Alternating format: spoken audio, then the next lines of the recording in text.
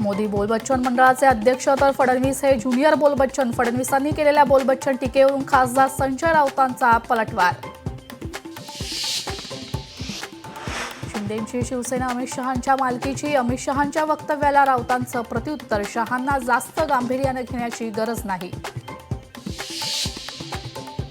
निवडणुकीचे फुटेज आता 45 दिवसात नष्ट करणार. केंद्रीय निवडणूक आयोगाचे सर्व राज्यांना आदेश.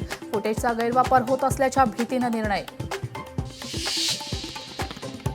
संदीप देशपांडेंकडून राज ठाकरेंच्या 2017च्या भाषणाची क्लिप शेअर. मराठी माणसासाठी पायही चाटू वेळ आल्यास पायही छाटू या वक्तव्याची व्हिडिओ क्लिप शेअर केली आहे.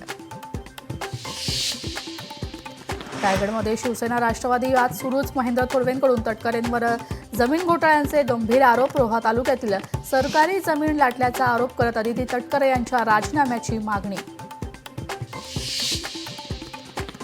आनंदी संस्थानचे प्रमुख निरंजन नाथ महाराजांनी मागितली माध्यमांची माफी. पालखी स्थळावरून प्रतिनिधींना हकलवण्याचा प्रयत्न करत केली होती अरेरावी. मुख्यमंत्र्यांनी दखल घेताच मागितली माफी. बारामती माळेगाव साखर कारखान्याच्या प्रचाराच्या तोफा थंडावल्या. चंद्रराव तावरेंकडून चेअरमनपदासाठी रंजन तावरेंच्या नावाची घोषणा. अजित पवारांना आव्हान देणार. शरद पवारांचं पॅनल ही रिंगणात. उजनी धरणातून 10,000 क्युसेकने भीमा नदीपात्रात पाण्याचा विसर्ग. पुढील 8 ते 10 दिवसात पाणी चंद्रभागेत पोहोचणार. आषाढी वारी सोहळ्यावेळी वारकऱ्यांची सोय. मध्य रेल्वे आणि हार्बर रेल्वेवर उद्या मेगा ब्लॉक. अभियांत्रिक आणि देखभालीच्या कामांसाठी मेगा ब्लॉक. रेल्वेचं वेळापत्रक पाहूनच घराबाहेर पडण्याचं आवाहन.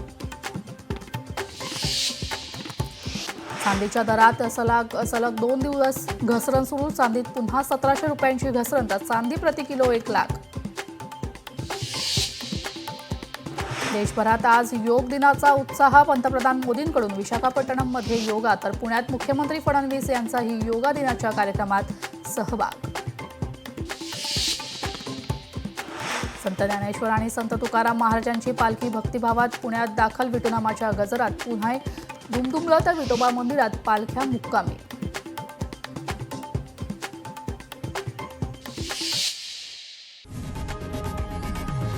लोकशाही मराठी ऐका, पहा, जागरूक रहा.